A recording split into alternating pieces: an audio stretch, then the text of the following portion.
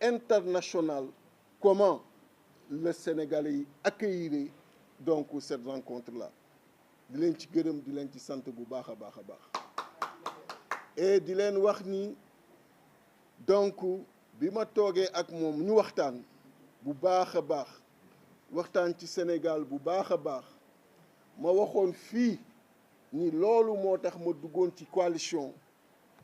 moo tax may dellusiwaat fii ci devant les Sénégalais ni comme waxtaan boobu am na à partir d'aujourd'hui j'ai décidé avec le parti et la coalition de me désister de la coalition Sàmm Sa Kàddu et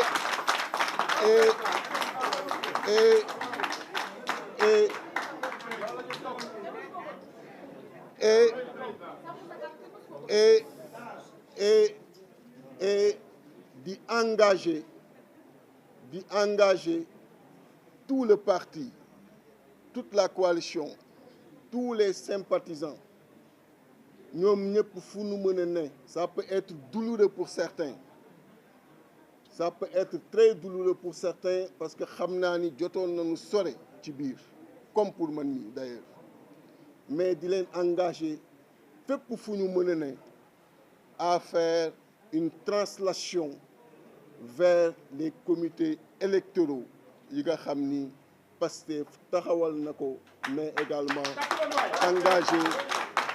engager le combat pour une large majorité. diggante bi ma xam ni gisuma ak Ousmane waxtaanuñu, xam ngeen ni taxawal nañu coalition, taxawal nañu intercoalition, yooyu yëpp joué naa ci ay rôle, mais ku xam na may doxee xam nga ni benn jamono am na gêne bu ma habité te gêne boobu li koy indi du dara lu dul respect bi ma am ci ñi ma nekkal, mais également respect bi ma am ci sama conscience, parce que daa dem ci mbir ba ci biir sentir ni loolu c'est intérieur, sentir ni quelque part am na lu lay gêner pour nga mën a ñëw taxaw lii nga xam ni moom ngeen xeex ñetti at yi nga ñëw taxaw ni yaa ngi koy combattre. gêne boobu leen la gêne bi nga xam ni kii nga àndal ñetti at yi wax nga lu ne ci moom devant Sénégalais yi, ñaanal nga ko fu ne, ñu gisaat dara amul seen diggante, Sénégalais yi amul dara lu mu jàpp seen diggante, nga war a toog di wax leneen. mu gêné ma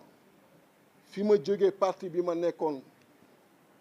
ku ne xam na ni même ba ma fa jógee amul un seul mot bu ma mën a yëkkati tekka ca ka ma àndaloon, parce que loolu quand même dafa ne ci man, moo tax au fur et à mesure may avancer, au fur et à mesure gêne boobu di ma habité, te mënuma par respect ci ay nit nekk ay nit ñuy sóobu di nekk ci mbir sore ci may continuer di def semblant wala continuer di mel ne maa nga ca te nekkuma ci. moo tax am na yu am gisu leen ma, te même bi loolu amee it ñi nga xam ni séq naa ko ak ñoom ca coalition bi ma ne ci ay waxtaan privé barewuñu. wax naa leen ni vraiment respecté naa ñi fi ne, te xam naa ni sama doxalin bii may def ci démission lay mujjee.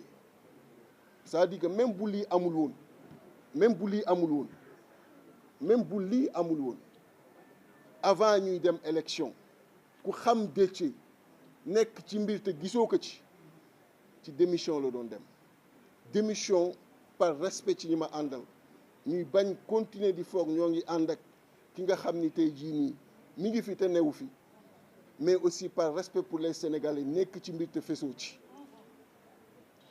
bu dul woon sax toog ak Ousmane ci foofu la doon mujjee, ndaxte ku ne xam na ni lu ma ne rek je suis à 100% dedans. bu ma demee ba am ci gêne rek commencé ci am lu may sentir, je recule. Et pour dire que même bu li amul woon ku gis dernièrement ni ma doxalee par respect ci ñi ma nekkal jamais du ma woon continuer di doxalee ak ñoom noonu dama doon également de façon très claire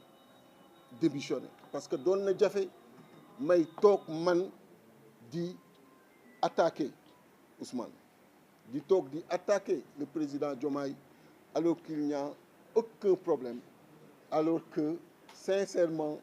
au fur et à mesure ñuy avancer may gis ni c'est un peu compliqué pour moi parce que cette transition n'était pas du tout simple et comme yàlla dafa def ma am respect pour képp ku may àndal am ko pour les Sénégalais moo tax mënuma dans tous les cas continuer doon nekk ci loolu te Sénégalais yi xam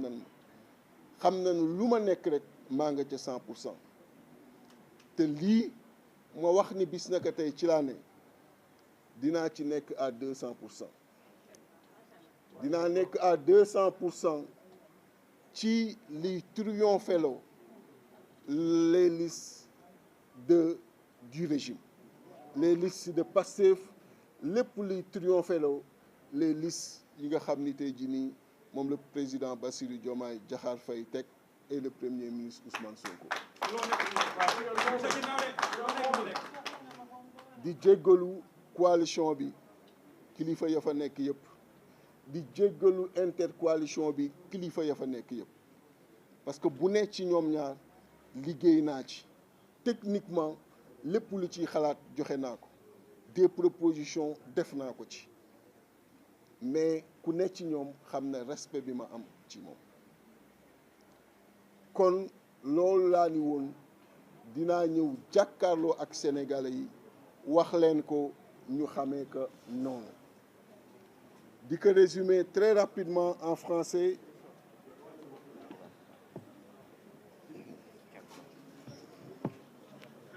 di ko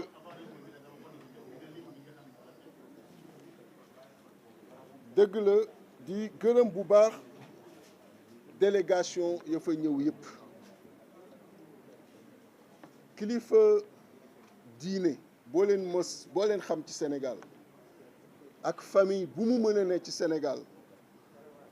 maa ngi koy gërëm di ko sant ndaxte ku ci ne directement wala indirectement woote nga wala yabal nga ñi nga xam ni ñoom nga xam ni am nañu ay relation ak man et ñooñu bare nañu mënuma ñoom ñëpp lim leen mais vraiment di gërëm bu baax Serigne Moussa Mbacké Nawel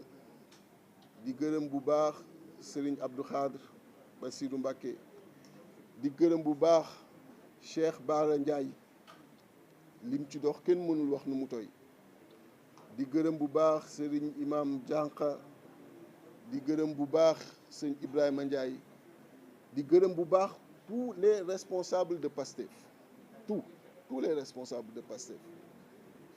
Amadou Ba tout le monde di leen gërëm ci taxawaay bi ñu am ak li nga xam ni dox nañ ko et aussi di remercier ginnaaw bi ma remercier tous les Sénégalais ak toutes les Sénégalaises ñu nekk biir réew ak bitim réew di remercier tous les militants responsables et sympathisants de Pastef parce que gis naa ni ñu accueillir nouvelle bi à travers le monde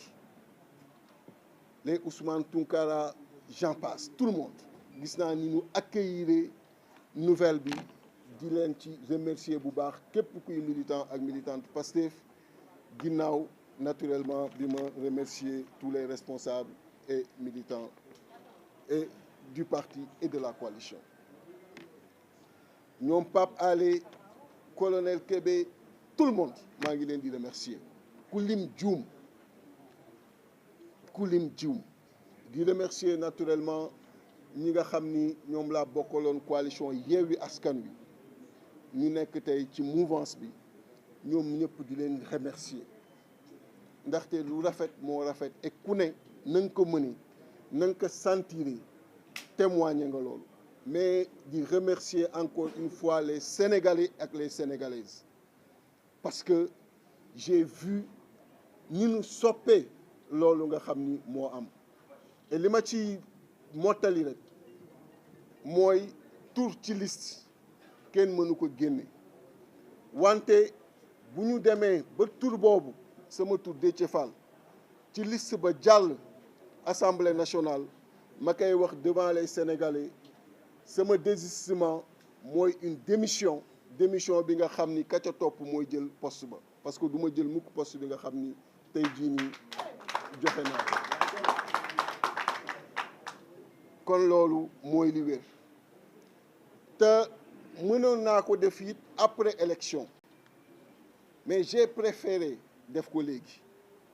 parce que lu tax ma préféré def ko léegi moo doon dina ma diis ma duggeeg philosophie coalition ci biir assemblée ba pare à l'intérieur de l'assemblée mu fay quitter di demaat feneen moo tax ma préféré def ko léegi nga xam ni Sénégalais yëpp daanu xam ni duggeewuma philosophie boobu biir assemblée nationale et par respect aussi encore une fois ca ña ma ko séqal par respect aussi ca ña nga xam ni ñoom laa nekkaloon ci coalition bi moo tax ma préféré def ko léegi au lieu ma koy def après parce que ça pouvait se faire tout de suite comme ça pouvait se faire après mais j'ai préféré le faire tout de suite pour ne pas duggeeg mandat boobu assemblée duggeeg philosophie bi assemblée et à l'intérieur de l'assemblée may soogaa di mën a génn di defi leneen loolu day diis moo tax def ko léegi nga xam ni la conséquence elle est tirée même bu loolu jàllee donc ki topp moom mooy jël parce que y aura une démission directe et cette démission elle va être douloureuse moom lay demander à tous les responsables yi nga xam ne ñoo ngi ci département yi nekk ci liste bu yàlla defee it ñu jàll ñu mën a def la même chose une fois à l'Assemblée nationale xam naa ni jot nañu sore ci intercoalition bi jot nañu sore ci coalition bi mais loolu laa leen di demander parce que nit mënoo bàyyi li téye li booy bàyyi da ngay bàyyi lépp et je comprends que pour ñoom am nañu ci amoon ambition député et je le comprends mais ambition pour le développement du pays moo ëpp njariñ lépp looy gis comme poste et ku xam ni ma mos doxee xam ni mosuma am ambition pour poste j'ai toujours eu de l'ambition pour le développement du pays autrement du ma moso nekkoon di dëmmooyu li ma dëmmooyu yëpp te ngeen xam ko Assemblée nationale kenn umpulewul ni ba ma fay ne je l'ai dit terrain yi ñu doon joxe pour les députés mosuma ci jël terrain je l'ai dit tout le salaire que je recevais était intégralement versé dans un compte bi nga xam ni ci Sénégalais yi la doon jëm intégralement Assemblée nationale ba ma fay nekk je n'ai jamais reçu lu dul carburant bi nga xam ni moo doon nekk ci en ticket en billet mais carburant bi doon jëm ci carte électronique dafa am ku ma ko déjee woon je l'ai jamais pris pour dire que mon engagement a toujours été un engagement pour le peuple sénégalais et c'est pourquoi je demande même les autres responsables qui sont sur les listes aussi bien pour le parti que la coalition ñoom it ñu am cette même philosophie détourner wu de cela et rester seulement ci préoccupation peuple sénégalais bi aux côtés du président Bassirou Diomaye Diakhar Faye et aux côtés de mon ami et frère le premier ministre Ousmane Sonko ñu tabax Sénégal te nag lépp luy expertise lépp luy disponibilité lépp luy sérieux lépp luy rigueur dans la conduite des affaires c'est ça qu'on veut mettre à la disposition du pays et à la disposition de ses nouveaux dirigeants parce que li ma gëm mooy Sénégal war naa mën a nekk war naa mën a yegg fépp fu beneen réew yegg on a les ressources humaines qu'il faut on a les ressources naturelles qu'il faut on a également lépp li nga xam ni mooy koom-koom buñ ko defaraatee comme direction bi nga xam ni moom la ma président Ousmane Sonko expliqué bu nu continuer ci direction boobu on va naturellement yóbbu Sénégal vers l'émergence. Et donc, on encourage cette direction et on amènera toute l'expertise, le sérieux, la rigueur, toutes les compétences bi ngeen ñu xamee, on amènera ça pour que Sénégal mën a yegg foofu. Loolu laa bëggoon wax en wolof di ko résumer très rapidement en français. Je voudrais encore une fois me réjouir de cette forte présence des journalistes et à travers vous transmettre mes salutations à tous les Sénégalais et à toutes les Sénégalaises d'ici et de la diaspora qui nous suivent en direct ou qui après nous suivront, et leur dire que c'est un immense plaisir, encore une fois, de me mettre devant eux. Notre engagement politique, vous le connaissez déjà, c'est un engagement basé sur la recherche continue, permanente, de solutions aux préoccupations multiples qui assaillent nos compatriotes au quotidien. Nous avons fait 20 ans dans l'opposition du simple fait que nous avons toujours pensé que les orientations, les politiques présentées, défendues par ceux qui étaient là n'étaient pas du tout conformes à notre vision et à notre approche par rapport à la politique et au développement de façon générale du pays. Ces 20 ans d'opposition nous ont permis, à travers les tournées que nous avons faites, davantage de comprendre les Sénégalais, de vivre avec eux, de vivre leurs difficultés, de partager ces difficultés avec eux dans les coins les plus reculés du pays. Et ces 3 dernières années, nous avons été dans une coalition qui s'est appelée la coalition Yewwi Askan Wi. Tout le monde se souvient des combats que nous avons menés dans la douleur, mais dans la détermination. Des combats que nous avons menés pour la consolidation de la démocratie, pour l'état de droit, mais également pour un Sénégal bon à vivre et beau à voir, que certains de nos cadres, aussi bien du parti que dans la coalition, ont eu à élaborer avec le responsable des cadres ici présent, le polytechnicien Abdourahmane Sall. Et pendant ces 3 dernières années, un rapprochement autour de ces valeurs a existé entre moi et le président Ousmane Sonko. Au cours de ces 3 dernières années, ce siège qui vous reçoit aujourd'hui a été à plusieurs reprises barricadé. Nous avons été par moments torturés et même emprisonnés. J'ai fait 10 ans de prison dans ce combat-là. J'ai inhalé énormément de gaz lacrymogène, mais ça ne m'a pas amené à fléchir, ça ne m'a pas amené à reculer. Au contraire, j'ai toujours été au devant et j'ai toujours fait face à toutes ces persécutions. Et elles ont été nombreuses, celles connues et celles encore méconnues des Sénégalais et des Sénégalaises. Après cela, et après la victoire du régime actuel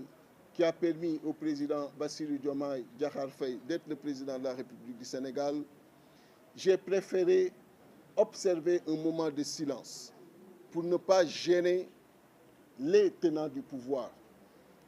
pour observer, pour regarder se dérouler devant moi tout ce qu'ils avaient promis, mais également se dérouler devant moi leur vision, les ambitions qu'ils ont pour notre cher pays. Et quand je me suis présenté la dernière fois devant vous, des moments de vérité que j'adore et que j'inscris dans mes relations avec le peuple sénégalais, lorsque je me suis présenté la dernière fois devant vous, et dans cet exercice de vérité, j'ai clairement dit que ça faisait 6 mois que je n'avais pas de contact ni avec le président de la République, ni avec son Premier ministre. Par la suite, énormément de bonne volonté se sont mobilisées. J'ai reçu pas mal de délégations à la maison. J'ai reçu pas mal de médiateurs venant des responsables religieux, responsables moraux de façon générale que nous avons dans ce pays-là, pour faire en sorte que cette relation qu'ils ont tant adorée puisse se maintenir. Et c'est ce qui a fait que la dernière fois, avant-hier plus précisément, vous nous avez vus avec le président Ousmane Sonko, Premier ministre du Sénégal, président de PASTEF, au Petit Palais, en entretien pour parler du pays. Et il a profité de cette occasion pour présenter encore une fois toutes les ambitions qu'il a pour ce pays-là, toute la vision que le président de la République a pour ce pays-là et qu'il a la mission de conduire, mais également tout l'élan de transparence dans la conduite des affaires, mais son ouverture et sa disponibilité dans ce chantier-là à se faire accompagner par tous les Sénégalais. Et ça m'a permis encore une fois de constater que celui que j'avais toujours connu ces 3 dernières années dans les combats et les moments les plus difficiles, ces combats qui nous ont menés un peu partout, qui nous ont privés de beaucoup de liberté, ça m'a permis de voir que c'est le même homme que j'ai retrouvé avec les mêmes ambitions pour ce pays-là. Et naturellement, lors de ce dernier exercice, j'avais dit que c'est parce qu'il n'y avait pas de contact depuis lors et qu'on allait vers des élections législatives, étant responsable d'un parti et d'une coalition, il était de mon devoir de me mettre dans une coalition pour que ce que j'avais à lui dire, si ce contact était là, à travers les députés qu'on allait avoir à l'Assemblée, qu'on puisse le lui dire et qu'il puisse prendre ça en charge dans la conduite des affaires publiques. Dès lors que cet entretien a existé, ce contact a existé, connu de tous, naturellement, ça va avoir une conséquence politique. Et les conséquences politiques, il faut les assumer au bon moment. Et cette conséquence politique est la suivante. Mon désistement, voire ma démission de la coalition Sàmm Sa Kàddu, pour engager par la suite tous les militants responsables du parti et de la coalition à intégrer les comités électoraux de la liste PASTEF, à battre campagne pour une majorité de cette coalition à l'Assemblée nationale, pour que ce que nous avons toujours voulu et combattu ces 3 dernières années aux côtés des dirigeants actuels, que ça puisse se réaliser. L'autre conséquence politique à travers la démission et le désistement, comme on le sait, un nom sur une liste ne peut pas être retiré. C'est ma démission si toutefois cette position passe pour que ce poste puisse revenir au suivant sur la liste. Et je demande,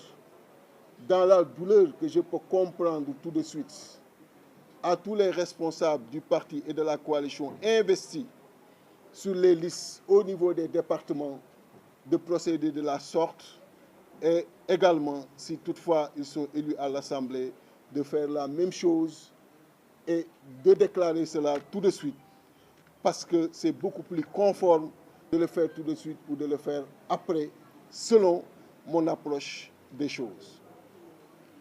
Il est beaucoup plus facile pour moi de ne pas entrer avec la philosophie d'une coalition qui t'a fait venir et de les quitter après, que de les quitter tout de suite et de pouvoir, même s'il n'y a pas de poste pour le parti, même s'il n'y a rien pour le parti, de rester conforme à son engagement par rapport au peuple. Parce que mon engagement par rapport au peuple, je l'ai dit la dernière fois, j'ai dit si ce contact était établi, ce qu'on allait chercher à l'Assemblée nationale, on allait le lui dire directement. comme ce contact est établi, ce qu'on va chercher à l'Assemblée, on le retire pour le lui dire directement. Donc, c'est ça que j'avais dit aux Sénégalais. Et c'est ça la cohérence que je veux que tout le monde maintienne, même si c'est dans la douleur, au niveau des départements, qu'on reste dans cette cohérence. Munoo wax ni lii bu amoon du ma wuti député lii am ba pare nga continuer di wuti député du am cohérence comme lii am na quand il s'agissait de rencontrer le président Ousmane Sonko avec qui je n'ai aucune difficulté, je l'ai fait au su de tous parce que je ne vois pas la raison de cacher cela. Mais cette démission, après avoir fait des pas dans la coalition et dans l'intercoalition, je la fais surtout pour mettre à l'aise ceux-là avec qui également j'ai été dans cette coalition et cette intercoalition, par respect aussi que j'ai pour eux. Parce qu'il ne sert à rien d'être dans une chose et qu'on continue de ne pas te voir présent, qu'on continue de ne pas te voir engagé dans la chose. Et pour qui me connaît, quand je suis dans une direction dans laquelle quand je suis dans une direction dans laquelle je me sens totalement à l'aise, je suis toujours au devant. Et dernièrement, vous avez tous noté mes absences. C'est parce que je ne veux pas du tout gêner. Et au fur et à mesure que j'avançais dans la coalition comme dans l'intercoalition, je me sentais gêné de devoir me mettre en face de quelqu'un que j'ai également les dirigeants actuels pour que cela puisse justement connaître le jour dans ce pays-là. Et je l'ai dit, il fallait mettre à l'aise ceux avec qui j'étais. Grands amis avec qui je discute. Et il y en a à qui j'avais même dit que très sincèrement, au fur et à mesure qu'on avance, je me sens mal à l'aise. Ne soyez pas surpris que je démissionne de la coalition. Parce que je ne peux pas continuer à être dans une direction dans laquelle de plus en plus et tous les jours dans laquelle je me sens un peu gêné compte tenu de ce que je viens de dire, de ma difficulté de tous les jours que j'ai rencontré de devoir me mettre en face et attaquer quelqu'un avec qui j'ai tout fait, avec qui nous avons consenti tous les sacrifices les 3 dernières années, pour dire que même sans cette rencontre, ce n'était même pas exclu que cette démission puisse se faire, parce que c'était ce qui était le plus conforme à ma conscience et le plus conforme également aux gènes que j'avais. Et je ne voulais pas non plus les gêner, j'ai beaucoup de respect pour eux. Donc voilà ce qui s'est passé, voilà ce qui explique aujourd'hui cette présence et je les remercie. Tous ceux avec qui j'ai été, je leur souhaite également une très bonne chance et je demande aujourd'hui, ceux avec qui je suis maintenant, que tous les militants, responsables, sympathisants se mobilisent pour le triomphe de leur liste, se mobilisent pour une grande majorité pour qu'ensemble on puisse bâtir le Sénégal, puisqu'ensemble on puisse donner un mandat honorable au président de la République et un mandat honorable au Premier ministre Ousmane Sonko et finir par remercier toutes ces bonnes volontés. Je ne pourrai pas toutes les citer. Elles sont nombreuses, des délégations, elles ont été multiples à se succéder chez moi, ici également au niveau du siège, des délégations constituées de religieux, de responsables moraux de façon générale. Et c'est le lieu de remercier Serigne Moussa Mbacké Nawel, de remercier Serigne Bass Abdou Khadre, de remercier Cheikh Bara Ndiaye qui a joué un rôle déterminant, Colonel Kébé, de remercier Amadou Ba de PASTEF, tous les responsables de PASTEF, mais aussi de remercier tous les militants de PASTEF et les sympathisants de PASTEF. J'ai vu comment ils ont accueilli cette nouvelle. Ousmane Tounkara, tous ceux qui se sont manifestés de façon déterminante et qui ont également exprimé leur totale satisfaction quand ils ont eu la nouvelle de cette rencontre. Et dire combien j'ai été ému par l'accueil que les Sénégalais ont également fait de ces retrouvailles. Remercier également Pape Alé, remercier le doyen Baratal, polytechnicien ancien, mais tous les hommes d'affaires, chefs d'entreprise qui se sont mobilisés et qui ont